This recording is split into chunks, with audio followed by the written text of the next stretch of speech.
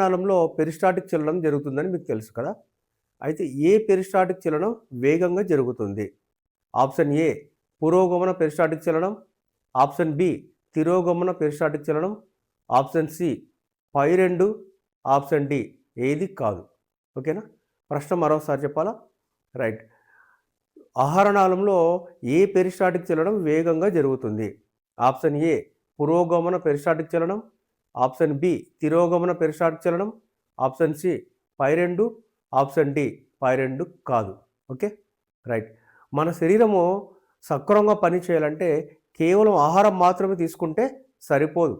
ఆ ఆహారంలో పిండి పదార్థాలు ఉండాలి, మాంసకృత్తులు ఉండాలి, క్రొవ్వులు ఉండాలి, ఖనిజ లవణాలు మరియు విటమిన్లు ఉండాలి.